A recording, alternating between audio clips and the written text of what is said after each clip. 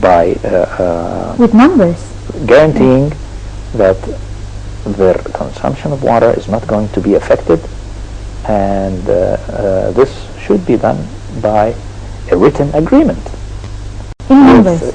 Certain That would specify specific number. Not just numbers, but also the mechanism. The mechanism, of course. The operation of this dam. You can put it better than me, of course. The design of this dam, what exactly the final design. The same way they are doing it while they are constructing the Renaissance Dam. And this is also another very important issue, is that if you want to comfort the Egyptian people, maybe you should really stop constructing the dam until you finish the joint studies between the tripartite the tripartite is working on at the and what the consulting firm that is going to be hired to actually do some more detailed studies. So you don't think that this issue is addressed on the Egyptian part either by the Water and Irrigation Minister who went to Addis Ababa, or by the President, His Excellency, the President himself? He did not even touch on that issue of maybe you can stop or you can hold the construction until the tripartite meeting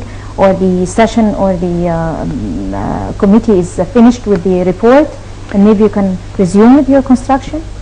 Well, I think that the Egyptian government has at some point requested the Ethiopian government to stop the construction of the dam until an agreement is reached.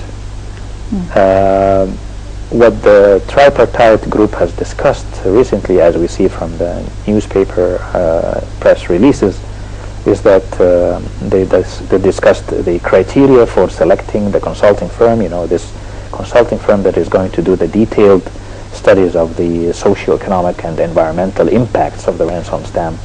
To some extent it has to be neutral. So they have to agree on a criteria to select between the consulting firms that will be bidding for this tender or whatever, and agreement on these criteria is very important, of course, and this is what they discussed in this recent meeting. In an earlier interview that was conducted by one of the prominent Ethiopian newspapers with the Ethiopian Prime Minister, he said that Ethiopia is seeking a win-win relationship with Egypt. Now the language has changed now of Ethiopia. I mean, other than the language that used to take place at the time of Mubarak or even Gamal Abdel Nasser, and that President Sisi looks to be committed in relation and tight strength ties with Ethiopia.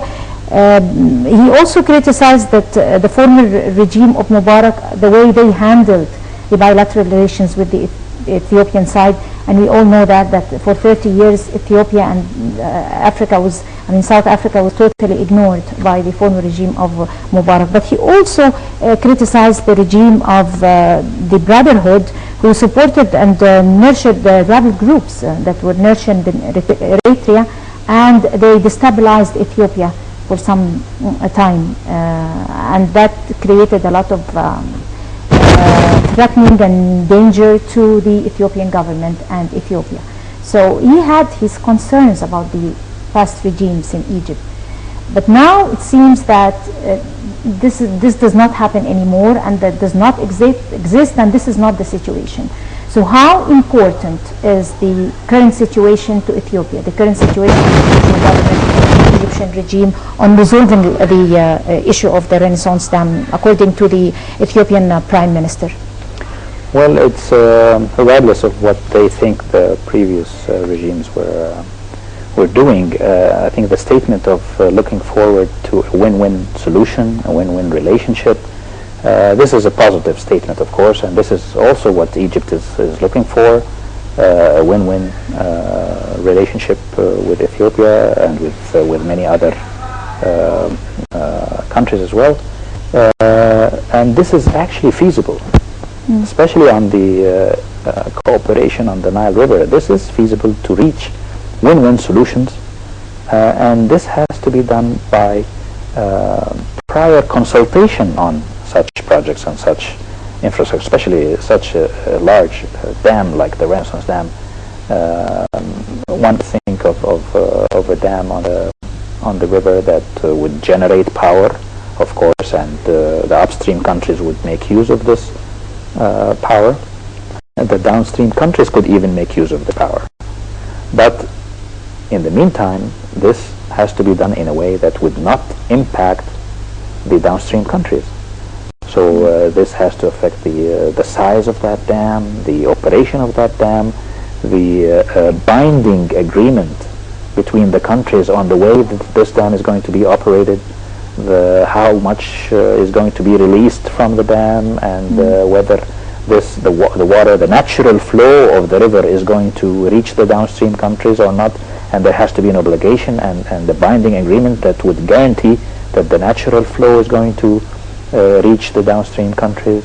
And not only that the amount of the natural flow, but with this dam in place, the regime of the flow is going to change.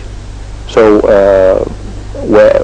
whereas the amount of the flood used to reach Egypt and Sudan in 3 months before the Renaissance Dam was thought of, now after a dam is going to be built, this amount of water will not reach the downstream countries within the 3 months of July, August, and September, for instance, like it used to.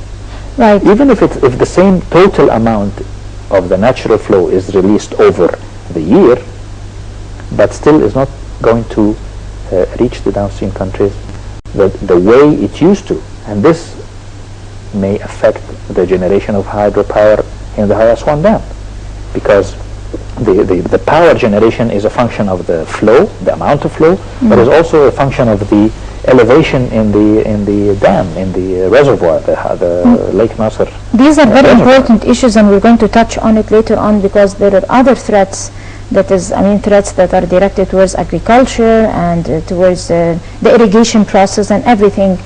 But let me talk about the meeting and the process of the meeting that took place at the 69th General Assembly session, and the meeting that took place between the Prime Minister and his visit to Ethiopia, and the press releases, the statements that are released by the Prime Minister currently.